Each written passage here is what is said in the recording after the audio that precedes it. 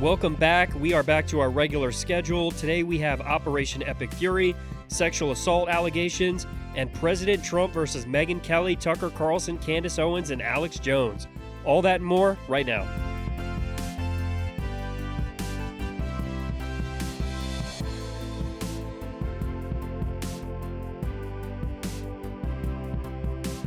Welcome back to the Republic Brothers podcast. He's Matt. I'm Mike. Today is April 15th, 2026, and this is episode 49.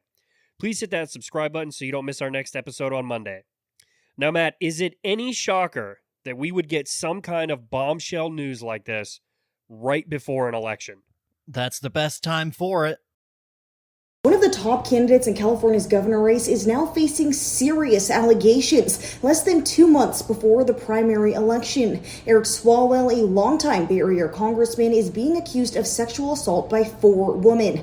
The San Francisco Chronicle reports one of the accusers is a former staffer to Swalwell who alleges he raped her in 2024 when she was heavily intoxicated. The woman said there was also a 2019 incident in a hotel room in which she claims she believed they had sexual contact after a night of heavy drinking. Now, CNN also reports 3 other women allege other instances of sexual misconduct by Swalwell, including being sent explicit messages or nude photos. But the reports are already drawing political reaction. Some candidates are now calling on him to drop out of the race and even resign from Congress. Swalwell denies the allegations, calling them false, and says he will defend himself with the facts and, where necessary, bring legal action. As the clip mentioned, the reports center on a former staffer who worked in Swalwell's congressional district office starting in 2019. The staffer alleges that after a night of drinking in Pleasanton, she woke up naked in Swalwell's hotel bed with no memory of the night and feeling the physical effects of intercourse back in 2019. In April 2024, the same woman alleges a second assault occurred at a charity gala after she left his employ. She told CNN that she repeatedly said no and tried to push him off, but he, quote, didn't stop. Now, the Chronicle viewed text messages and Snapchat logs allegedly showing Swalwell sending unsolicited, explicit photos of his genitalia and requesting nude images from the staffer while he was her employer. CNN reported on 3 other women who alleged separate instances of misconduct, including unsolicited, explicit messages and instances where they became incapacitated and woke up in his presence. Now, I want it noted that these reports did not originate from Fox News or some other right-leaning network. The conspiracy theories are that Democrats don't want him to win, so they have to throw out a scandal so they can push him out. I'm not really sure what to make of all of this. I've heard this is the worst-kept secret in Washington. Swalwell certainly loved throwing bricks from his glass house. I think the fear Democrats had was he wins, and then all of this comes out. So better to do it now. It could be good for Democrats as there is one less candidate in the field for California governor, and they can start to consolidate around a better person for the job. California has everyone run in one primary, then the top 2 candidates go to a runoff vote with only 2 names on the ballot. The top 2 may be Republicans because the field the Democrats have running is embarrassingly weak, and they are splitting that vote multiple ways, even with Swalwell out. There's only 2 Republicans, so it's easier for them to get the votes needed and not split them too many ways. Here was Eric Swalwell's direct statement on these sexual assault allegations. A lot has been said about me today through anonymous allegations, and I thought it was important that you see and hear from me directly. These allegations of sexual assault are flat false. They are absolutely false. They did not happen. They have never happened, and I will fight them with everything that I have. They also come on the eve of an election where I have been the frontrunner candidate for governor in California. I do not suggest to you in any way that I'm perfect or that I'm a saint. I have certainly made mistakes in judgment in my past, but those mistakes are between me and my wife. And to her, I apologize deeply for putting her in this position. I also apologize to you if in any way you have doubted your support for me. But I think you know who I am. For over 20 years, I have served the public as a city councilman, as a member of Congress, and as a prosecutor who went to court on behalf of victims, particularly on behalf of sexual assault victims. That's who I am and have always been.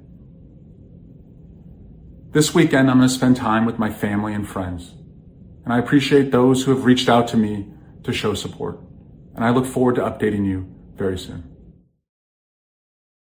I obviously don't know him personally, but he does not seem like a genuine person. He seems like a snake who got caught with his pants down. Now, I could be wrong, of course, but I don't know. This looks bad, really bad.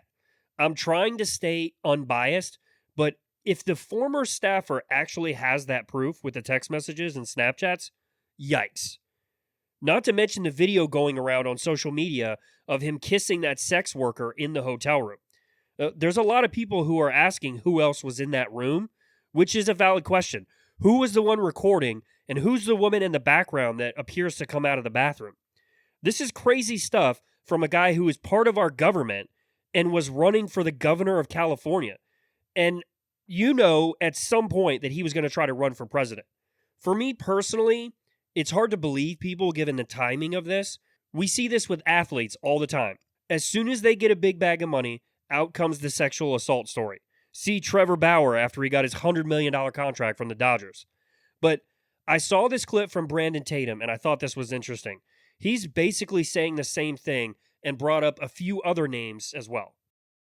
The first thing I want to say is that I don't believe this woman. These women do this every election cycle. When they let this go until you come at a certain point where you're going to get a high office or something, and then they come out and say, this. And I'm going to show you why I don't believe her when I play her clips. But Swalwell is a nut anyway. So I'm not really shocked that these things are happening to him, and I'm really not upset about it, to be honest, because I think you reap what you reap what you sow. And I think he's just been sowing craziness and hypocrisy for so long that this is playing back in his face. Because if something happened to Donald Trump with no evidence, they'll all believe it. Oh, Trump should be impeached. He did everything they said he did, and it wasn't true. Now he being accused of doing something that he probably didn't do. But now it's back on you, brother, and now you got to resign. But these women do this every time. Brett Kavanaugh, 40 years. When he's going to be Supreme Court justice for 20 years, a woman didn't say nothing. 40 years later, she go say something. Every time. Donald Trump, you never heard the women saying this stuff about Donald Trump in the way that they were doing until he became president, and now all of a sudden Swalwell is the perfect politician. Slimy. I don't think you're wrong. He is a decent speaker, but it sounds like he used that power he had, and he abused it. It's an interesting point from Brandon in that clip. The question is, how much evidence is there? The video is kind of bad. That's not his wife, who will certainly get a big payday if she chooses to file for divorce. There are some things that make me think there's some truth to this. These aren't the type of people who resign their position unless they absolutely have to. Resigning may be a way to prevent an investigation from finding out the truth. I find it really funny, though, because Swalwell believed all women when Trump was the accused. So he should believe her as well, despite him being the accused. This goes back to the throwing bricks from glass houses part earlier. Yeah, and this whole story took off just in the last few days. April 10th is when we got the first report. Then the next day, he released his statement and his apology to his wife. Swalwell then suspended his campaign for California governor on Sunday night, April 12th. The move came after dozens of his own former staffers signed a public letter calling for him to drop out. Then on Monday, April 13th, he officially announces his resignation from the House of Representatives. The Honorable, the Speaker, House of Representatives, sir. I am deeply sorry to my family, staff, and constituents for mistakes and judgment I've made in my past. I will fight the serious false allegations made against me. However, I must take responsibility and ownership for the mistakes I did make. I am aware of efforts to bring an immediate expulsion vote against me and other members. Expelling anyone in Congress without due process within days of an allegation being made is wrong. But it's also wrong for my constituents to have me distracted from my duties. Therefore, I plan to resign my seat in Congress effective at 2 p.m. Eastern Time on April 14, 2026. I will work with my staff in the coming days to ensure they are able, in my absence, to serve the needs of the good people of the 14th Congressional District. Signed sincerely, Eric Swalwell. Under Clause 5D of Rule 20, the chair announces to the House that in light of the resignation of the gentleman from California, Mr. Swalwell, the whole number of the House is 431. His resignation followed a weekend of intense pressure from House leadership and a looming expulsion vote. Representative Anna Paulina Luna and several Democrats had prepared parallel resolutions to force him out. Swalwell stated that while he will fight the serious false allegations, it would be wrong for my constituents to have me distracted from my duties. He apologized for what he called mistakes in judgment, but continues to deny any criminal conduct. So categorically denies the accusations, but still resigns and drops out of the race. Yeah, and says that he made some mistakes in judgment. Smells fishy, right? Very. Then on Tuesday, April 14th, the situation darkens even more with a new accuser coming forward. Lana Drews, a Beverly Hills woman, held a press conference with attorney Lisa Bloom. She alleged that Swalwell violently raped and choked her in a hotel room in 2018 until she lost consciousness. Her legal team stated that they are filing a complaint with the Los Angeles County Sheriff's Office and possess corroborating evidence, including journal entries and text messages.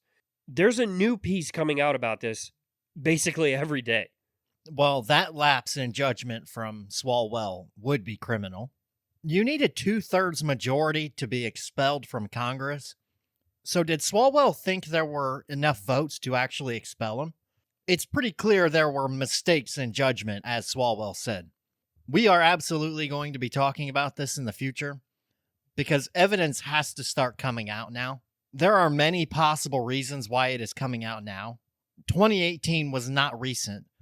Sitting on something for 8 years makes me believe it either didn't happen, or in the case of the Canadian hockey players who got charged and suspended, they agreed to it at the time but had regrets later and made up an excuse that she was assaulted rather than taking accountability.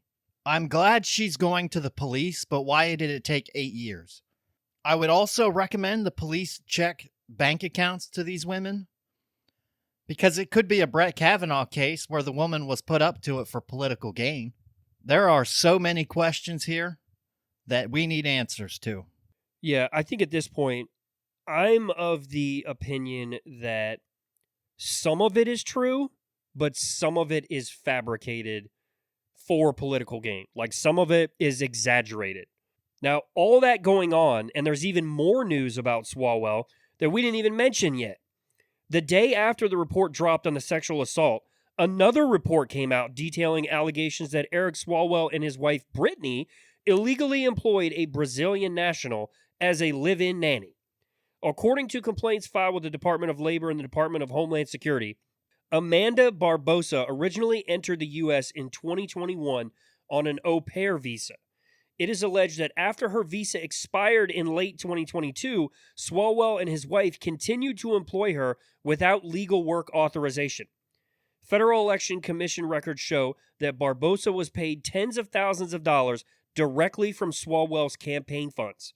After direct payments to Barbosa stopped on paper, coinciding with the expiration of her legal status, the campaign began making large reimbursements totaling over $52,000 directly to Swalwell himself for, quote, child care. Investigators are looking into whether this was a fraudulent scheme to pay an undocumented worker under the table using donor money. Sure as hell looks like it. If it looks like a duck and quacks like a duck, it's probably not a horse. On Sunday, April 12th, DHS confirmed they are investigating claims that Swalwell harbored and employed an individual in violation of immigration law. The Federal Election Commission is reviewing the $200,000+ total that Swalwell has spent on childcare from campaign funds over the last few years, specifically looking for personal use of campaign funds. A separate inquiry is looking into whether the Swalwells misled federal authorities regarding Barbosa's sponsorship and employment status. Given all the reports on Swalwell in the last couple days, it seems like he doesn't think the rules apply to him. Critics pointed out that while Swalwell often championed immigration reform and workers' rights, he was allegedly exploiting a worker's legal status and bypassing federal laws for his own household's benefit. and people wonder why the majority of Americans don't trust politicians. One of the worst? This is a pretty bad part as well. I would be shocked if this turned out to be false. Sure looks like he was helping an illegal with employment. We know Eric Swalwell loves the illegals more than Americans, so why not use the money Americans give him to pay the illegal? We also know Democrats have no problem with money being stolen as long as they are potential new voters. He said he made mistakes in judgment without committing a crime, but this would almost certainly be a crime. The details will matter, but who pays themselves $50,000 for childcare? You're their parent. That is your job on top of what you do for a living. Yeah, and even if he was paying like a daycare or something, $50,000 for childcare, you can't use campaign funds to do that. That is illegal.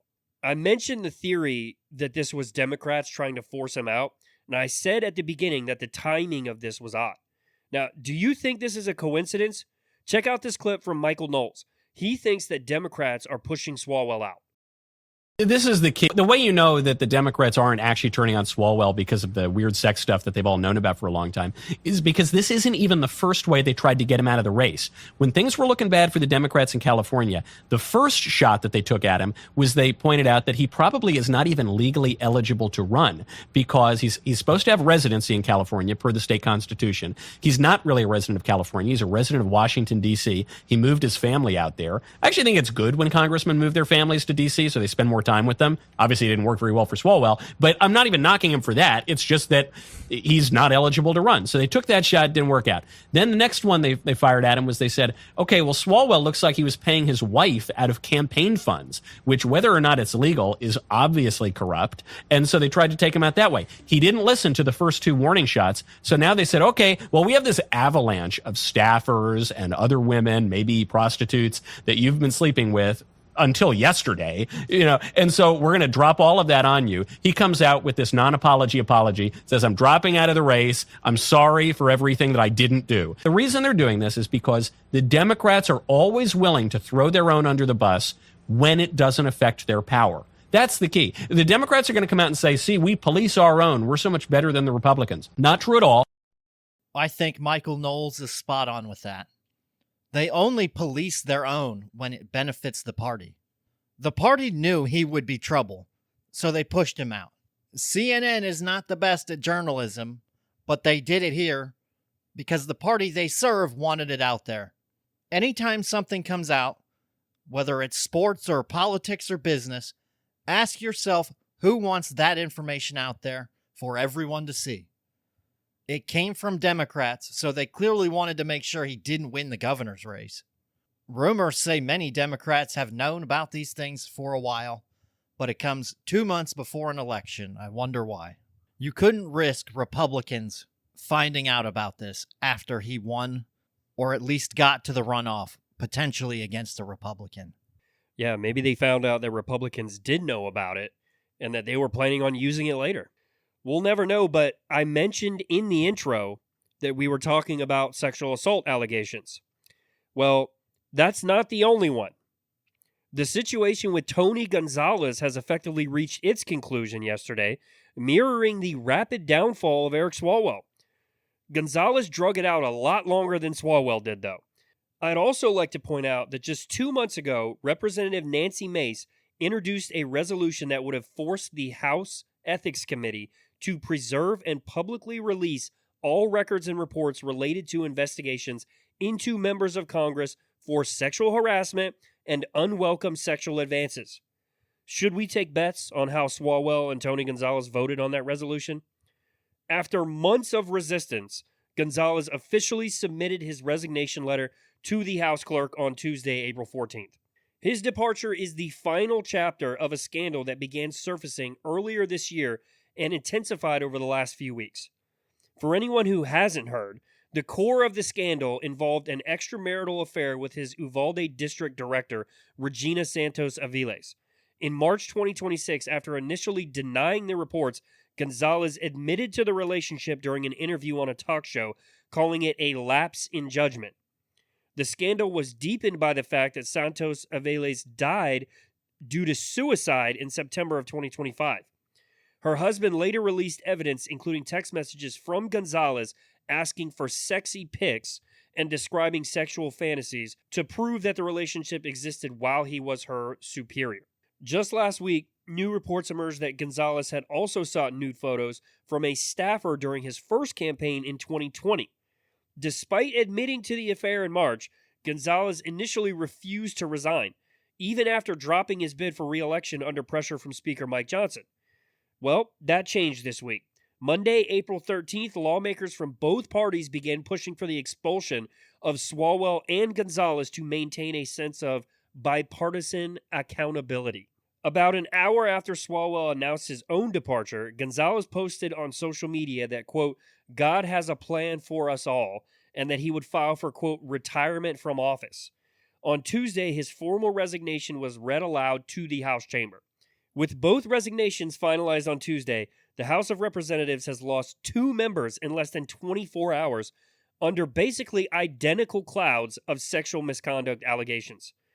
Just a wild time to be a congressman. Who is next is the question we should be asking. And will the next person say they also had a lapse or mistake in judgment? That seems to be the going excuse for politicians these days. Power and money changes people, and it seems these two fell into that trap. At least he didn't commit too many crimes. He was a horrible person, and the people who voted for him almost certainly did not have this information when they voted. People don't want to vote for terrible human beings, but it really just seems like many politicians are great at it. They are just really good at hiding details and covering things up. I wonder if that's a personality trait required to be a politician. I mean, if the shoe fits, right? Listen, I'm not one to use the Bible to make arguments, but when you say things like, God has a plan for us all, I don't think you should be saying that after getting caught doing something like this. Was it God's plan for you to have sex with a married woman? I'm guessing not. So maybe leave God out of this one. Just take accountability for yourself and don't say that it was God's plan.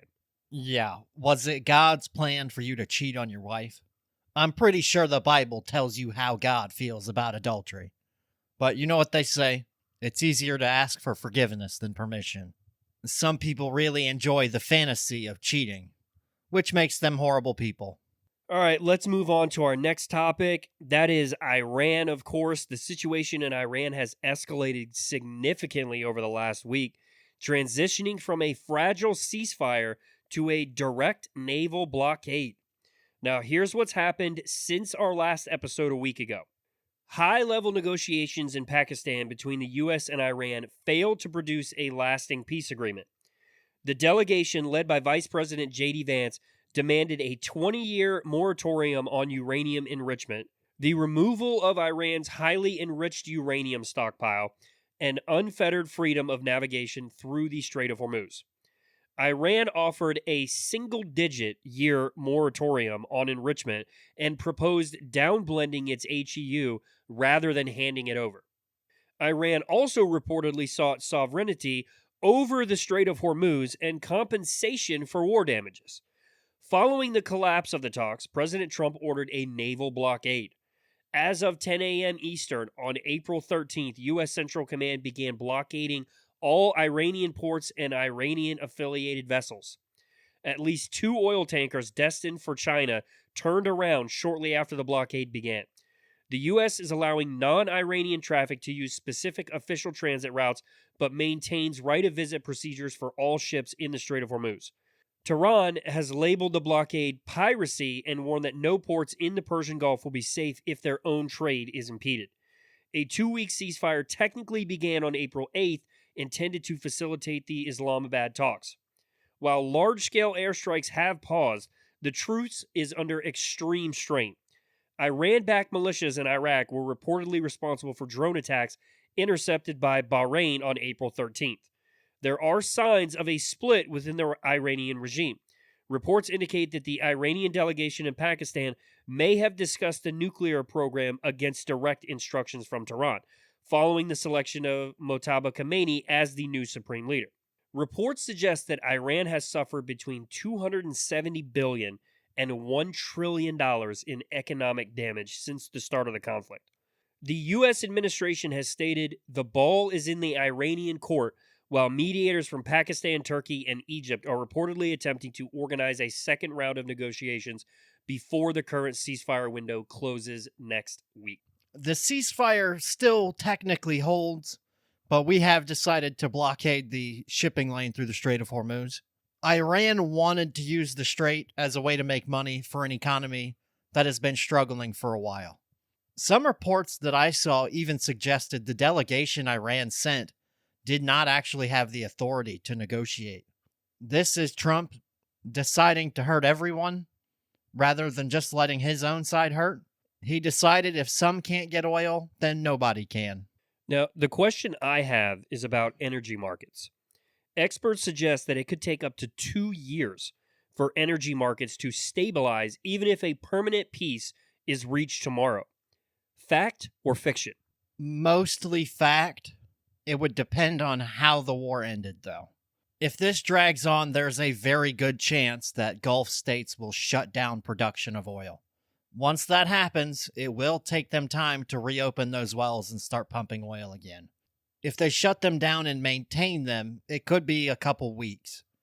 But if maintenance is not done or they sustain damage from missile or drone attacks from Iran, it could be years. My expectation would be less than 6 months right now, but the longer it takes to finish the war with Iran, the higher the chances it goes way longer. If you have missiles or drones flying over your head in a Gulf state, you're not going to be able to do the maintenance. If you keep up with them, it can be a few days to a few weeks to restart a well that was maintained. You know, this whole conflict makes me wonder, what are the regular people in Iran doing during all this commotion? Like, what is life like in Iran for the average citizen? Are they just waking up and going to work like everyone else? The whole premise of this seems crazy. It is very difficult for the average person in Iran right now. The real threat comes from their own government. It is really difficult economically as inflation is still high. Recent reports even indicate more than 40% of the Iranian population is living under the poverty line. Everything is controlled socially. You saw what happened to the protesters. The morality police will arrest or kill people for dissent of their own government. The internet is highly restricted and completely unavailable at times. This creates a life where you don't have much information, you can't find that information, and a fear of speaking out because it will have very bad consequences. People do have families, and you aren't going to do something that might end your life and leave your family without you. Fear is a real thing that the Iranian government uses against its own people. Fuel shortages are common, water shortages are common. These issues were in place before the U.S. and Israel launched this campaign. It's only getting worse. For the average person, it is go to work, finish work, go to your second, possibly third job after that, then go home, all while trying to keep your head down so nobody notices you. Then you go pay extraordinarily high amounts of money for things like oil and water. It is a tough life, and it's only going to get worse. The way of life the average American lives would not compare to what they are going through. But they've been going through it far longer than the length of this conflict. Yeah, it does not seem like a good time to be had in Iran right now. Most definitely. You have no chances of saving money. You buy very little at a time because that's all you can afford. And because the money won't be worth a whole lot 10 days from now. Inflation's still over 50% most of the time in Iran. Yeah, that is crazy. Let's get into the feud going on between President Trump, Megyn Kelly, Tucker Carlson, Candace Owens, and Alex Jones. Are we seeing a split in MAGA? In his Truth Social post from Thursday, April 9th, President Trump delivered a blistering critique and called all of them opposite of MAGA. Now, I'm not going to read the whole post, but here's the highlights. Quote, I know why Tucker Carlson, Megyn Kelly, Candace Owens, and Alex Jones have all been fighting me for years, especially by the fact that they think it is wonderful for Iran the #1 state sponsor of terror, to have a nuclear weapon because they have one thing in common: low IQs. That was shot number 1, Matt. Here's shot number 2. Quote, they're stupid people. They know it. Their families know it. And everyone else knows it too. Look at their past. Look at their record. They don't have what it takes, and they never did. Most stupid people don't actually know they're stupid.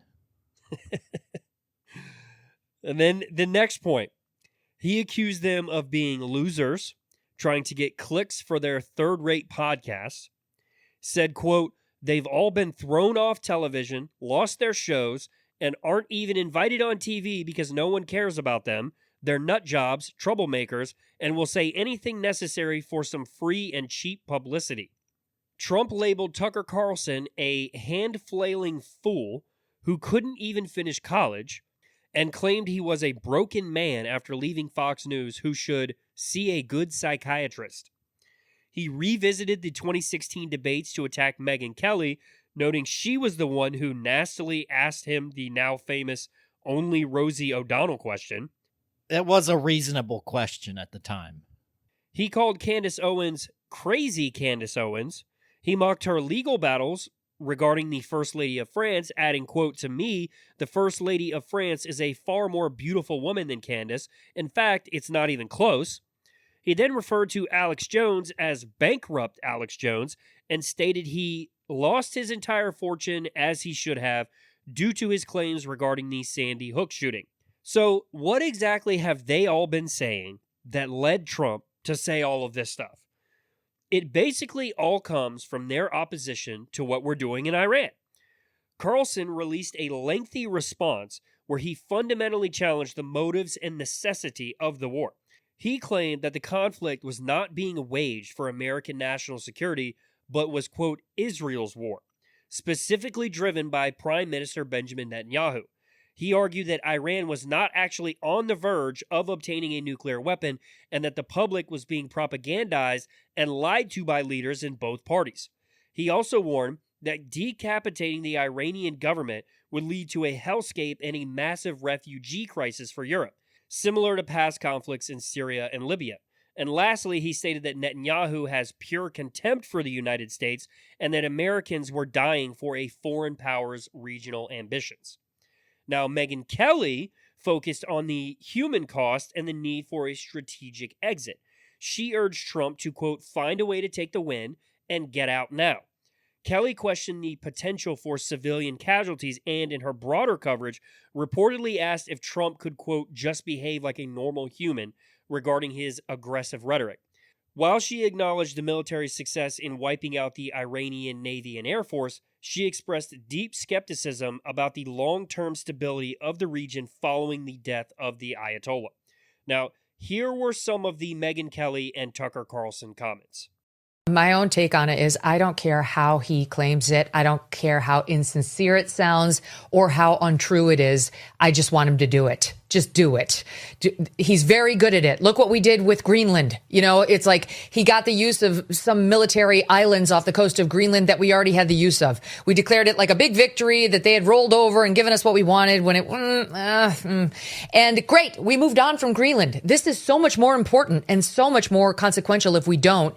We are having some massive losses, but we did do some great things when it comes to wiping out their Navy and wiping out much of their Air Force. And we did take out the Ayatollah, who was a terrible man. I don't know whether that's going to be great long term or not, because who knows what's happening with the son, but the son is more extreme than the father. But in any event, there are some ways of declaring a victory and just getting out. We were just told by the president in July, I covered it at length, you didn't want him to go into Iran with those bombs in July. We did. I was fine with it. That I was like, whatever. Okay, fine. Let's take out the military facility or the nuclear facility. And then when they said they destroyed it, I didn't know. I saw the conflicting reporting on whether we did or we didn't. But the president certainly said we did. And now here we are 6 months later saying we have to go back in to stop the nuclear program, the one that we just allegedly bombed and destroyed a few months ago. Right. I watched a debate on Piers Morgan today with 2 pro-Israel folks and 2 anti. And the pro-Israel woman was saying, yeah, Israel benefits. This is definitely good for Israel. Of course we want this. Right. I accept that. I've heard you say on your show, great, no problem. Yeah. But what do we get out of it? Like, that's fine for them to want it and advocate. What do we get out of it? Why is President Trump considering this? I don't think the president wants to do it. I think he's been really clear about that. I spoke to him the other day. He didn't say anything to me that he doesn't say in public all the time. Trump is amazingly transparent in that way. I've spoken to him a lot. I speak to him regularly a lot, and he never says anything that he wouldn't say in the middle of a speech. There's no there's no secret agenda that I've ever detected. And he said, I don't want to do this. I want a diplomatic solution. I don't want to go to war. I ran against going to war. I don't want Iran to have a nuclear weapon. That's what he says in public and in private, on the phone and in person and on stage. And so I believe it. Iran doesn't have a nuclear weapon. It doesn't have the means to get a nuclear weapon. If it had a nuclear weapon to the United States, Mark Levin said 3 days ago in his podcast, they've got nuclear tipped ICBMs. That's a lie. He should be removed from his job for saying that because it's untrue, and he knows it's untrue. This is not about protecting the United States. Among many other reasons. Well, that's right. But this is incredibly high stakes. I mean, I could go on for an hour about what could go wrong in this war if it takes place. I think it's likely to take place, but it's not assured. The president decides, and he has not made that decision. But all things being equal, it will happen. Okay, I'll start by saying I don't love the insults flying, but let's focus on Tucker first, and then we'll move to Megyn. It clearly is not Israel's war. This is a global thing. It is our problem, too. Listen to all the Democrats who say Trump needs to stop starting wars. They think Trump did it. On the refugee crisis part, Europe already has a refugee crisis, and you are racist if you point that out in Europe. He called Iran a hellscape. Iran was already a hellscape, as he said it would become. So we didn't start that. It's very interesting as well to see he thinks Israel has contempt for the U.S. Given Israel and Bibi Netanyahu have called Trump in the U.S. Israel's greatest friend. On the Megyn Kelly side of it, getting out now would be the worst thing Trump can do.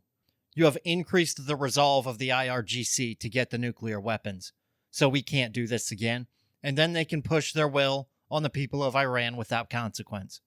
We would do nothing out of fear of who might take control over those nukes. Or in the case of Joe Biden, we would do nothing out of the fear that they would shoot him at us. Also, do you think the media would portray Trump pulling out of the region as a win? Zero chance. No chance. They would burn him for it. They would say he quit or got frustrated and acted like a child. These are people who want the death and destruction of Israel in the United States. How do we know that? They chant it all the time and went so far that they put it in their constitution. Megyn was worried about civilian casualties, and that part is an understandable concern on her part. That is always a concern in any conflict we or other Western nations get involved with. That's part of why Afghanistan was such a disaster. Terrorists do not think like us, and they know we don't want civilian casualties, so they use that to their advantage by using human shields. When Trump said he was going to shoot at their power plants, the regime in Iran made women go stand around the plants so we wouldn't shoot. We do everything we can to avoid civilian casualties, while other sides don't. Sometimes mistakes happen, but we try to avoid it. As far as long-term stability, if the region is unstable after this war ends, it will be the exact same as it was before. Iran's regime made it a point to destabilize the region. Trump is trying to prevent the biggest sponsor of terror in the region from getting a weapon that would let him wipe cities off the map with one shot. Do you think they would fire it at Israel or another country in the Middle East if a war broke out? I believe they would, and I'm happy we are trying to prevent it rather than dealing with the aftermath. I get high gas prices suck and they hurt everybody, but nuclear weapons flying will be much worse. I still don't mind Megyn Kelly. The rest of them, never been a big fan of, and I have never liked Alex Jones. Yeah, I still don't mind Megyn Kelly either. This whole, I don't know, how long has it been since you'd say Candace Owens went off the rails? I used to be such a big fan of hers. Like, I used to really enjoy her shows. But, man, she's gone so far downhill, I can't even listen to her say 3 sentences anymore. Yeah, she has really gotten into some conspiracy theories.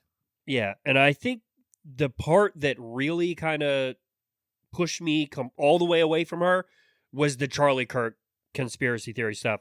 Once she started talking about all that, like all day, every day, it got really old. And for someone who claimed to have been his friend, the way she dragged Charlie's wife through the mud and just that whole feud, it's like, grow up. Yeah, the repeatedly taking shots at him. She's had quite a few scandals. Alex Jones is the worst. He's always been a nut job, but she's spent the last couple of years getting closer and closer to Alex.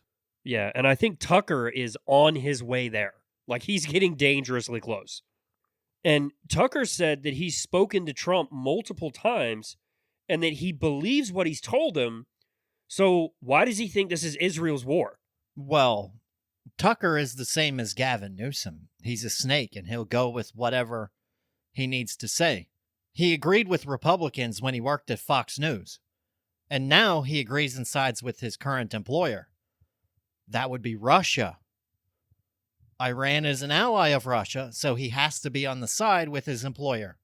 I'm guessing he thinks Israel started it and we followed their lead, or he is saying the region doesn't matter and we should stay out of it completely. It is a long way away, but with missiles and drones, the world is not as big as it once was. You can't see it, but it does not take long for a missile to get here from the other side of the world. China could shoot a missile at New York City, and it would only take about 45 minutes to reach the target. Yeah, it is crazy what those missiles could do, and we certainly don't want them in the hands of the wrong people. And that is why it's important that you prevent them from getting it rather than potentially having it shot at you afterwards. All right, Matt, let's lighten the mood here a little bit and move on to our next topic. Did you know there is a 14-year-old high school freshman running for governor in Vermont? Dean Roy is running under his own newly formed Freedom and United Party. He is notably the first teenager to successfully qualify for Vermont's general election ballot for governor. His platform focuses on housing, energy, and taxes. I'm Dean Roy, and this is the average Vermont neighborhood. Houses are reaching well into the millions. Vermont sits 15th on the highest house costs in this country.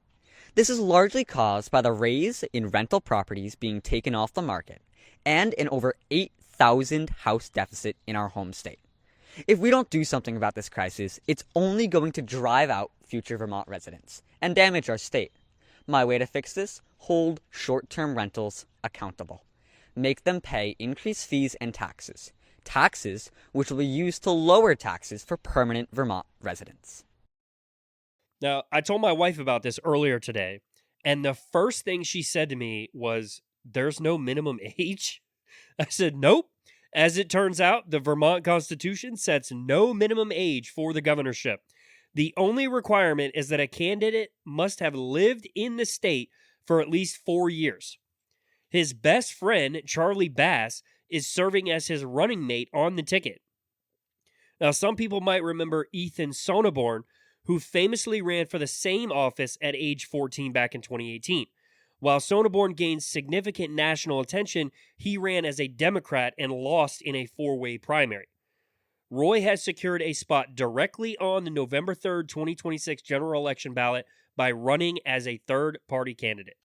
I kind of just looked up what the age limit was to run for governor. I figured out that there are none. Our constitution is really, really old. They just never defined one. From there, I've just been campaigning. Hello, I'm Dean Roy, running to become the youngest governor of the state of Vermont. In this state, our only restriction to run is that you have to have lived here for 4 years. This really all started my 6th grade year. Our school did a field trip to the state capitol in Montpelier, and then my 8th grade winter, I spent 6 weeks at the capitol working as a page. It was a really, really cool experience. So I'll become the first ever person under 16 to make it to the general election. I obviously do not have a huge budget behind me. In fact, I have $0 behind me. But social media, the nice thing about it is it takes essentially nothing to start posting. And for me, I've just found it a lot more effective. He just has a curiosity about everything. He was always dialed in and really focused in class, asked great questions, even though it seems really far-fetched. overmatched, or people are telling you that it's not worth your time, being like, no, I'm going to give it my all. I don't expect necessarily to win. What I do expect is to start the movement and to get more young people to come in behind me and say, yeah, we also want to make change. I like his message about getting young people involved, but he's got no shot at winning. The younger generation needs to be informed about what's going on, but we do not need a 14-year-old running an entire state. You can't even get a job in most states at 14 years old. But good for him. If he's already into politics, I'm sure we'll see more from him. Yeah, it's crazy to think you don't even have to be an adult to be in charge of a state. I am impressed by this kid. He sees a problem, and he's willing to try and fix it. As you said, he has absolutely no shot at winning. Would you vote for a 14-year-old? Definitely not. I don't even think I would vote for a 25-year-old, regardless of their positions. Yeah, I can't see many people voting for someone this young. He should stick with it, though, because he probably has a future in politics. He's also running on the things people see and feel. He has the right ideas, but his age is going to make this impossible. It would be really funny to see how it worked if he won, though. Imagine you wanted to talk to your governor and you had to ask your kid to give him a message at school. Yeah. That would be it'd be really weird if you called and you got his secretary and they were like, "Oh, he's doing his homework right now. He can't talk. He'll return your message later." His mom says he can't leave the dinner table. Yeah, he's grounded. He's not allowed to come to the phone. Yeah, that would be wild. All right, let's move on to our last topic before we get to the blind ranking. Turning Point USA contributor Savannah Hernandez was assaulted while covering an anti-ICE protest in Minneapolis this past weekend. The incident occurred outside the Bishop Henry Whipple Federal Building. According to video footage and Hernandez's own account, she was filming the demonstration when she was identified by protesters, surrounded, and then attacked. Protesters swarmed Hernandez, blew horns in her face, and shouted obscenities. Now, I saw the video to the girl that was blowing the whistle in her ear. Oh my goodness. The situation escalated when a man later identified as Chris Ostrushko shoved her violently to the concrete. Hernandez reported sustaining a sprained knee, a sore neck and back, and scraped legs. Her glasses were also broken during the scuffle. The Hennepin County Sheriff's Office confirmed that 4 people were arrested in connection with the protest. 3 of them, Chris Ostrushko, his wife Deanna, I think I'm saying her name right, and their daughter Paige, 20 years old by the way, were referred to the district attorney's office for the assault on Hernandez and a deputy. Vice President J.D. Vance addressed the attack, vowing that the federal government would use multiple agencies to hold the perpetrators accountable. What kind of world are we living in that it is okay for a grown man to put his hands on a woman, a young woman, a woman much smaller than him? And what's even worse is that not one person in that crowd came to her defense. Not one person confronted the guy and was like, "Hey, dude, you took that way too far." I thought that men were supposed to be taught not to assault women. Savannah wasn't even doing anything to this guy. Her back was to him, and his wife and daughter were there cheering it on. What a great example you are setting for your wife and children. You should be ashamed of yourself. Yeah, we've lost our collective minds. They know deep down they can't defend their positions, so they need to silence the opposition so they can achieve their agenda without anyone knowing. They use fear to silence their political opponents. Where do we see that? China, Russia, North Korea, Iran. Interesting. Also, the socialists and the communists are members of their party, so that should tell you everything you need to know. Yeah, this is another story. I was talking to my wife about this earlier and telling her what happened. And I said the same thing to her. I said, where have we gotten to as a society that it's okay for a man to assault a woman in public in front of a crowd that large and no one does anything about it? And she is someone who's not particularly as dialed into politics as like you and I are. And this was her response to me. Well, it's okay when it's a Republican. I said, yeah, that seems to be the sentiment these days, is that if it's a Republican, you can do whatever you want to him. There's no accountability on the left. The left sees speech as violence. So if I'm talking and you consider that violence, you ramping it up to an actual physical assault is not an escalation in their mind. Yeah, which is probably the dumbest thing that I've ever heard. What would things look like in this country if Republicans started acting the same way that these liberal nuts do? What if we started protesting all over the place and assaulting people as soon as we found out that they don't agree with us? Well, Democrats would have no problem calling it unacceptable. The hypocrisy would go completely unnoticed. We just talked about their inability to police their own when it would hurt them politically. You do have to give Democrats some credit here. Democratic leadership knows how to keep people in line just like a communist dictator. Maybe that's why they're so intrigued by the likes of Mamdani and Bernie Sanders. That is their future. That's what they want, and they want to be the political party in charge. Yeah, what's that saying that when you constantly call someone something over and over again, it's usually because that's what you are? So the left calling the right cult members, well, look in the mirror. Oh, yeah, they're projecting. They just can't see it themselves. They're too smart, Michael. They can't be in a cult. Yeah.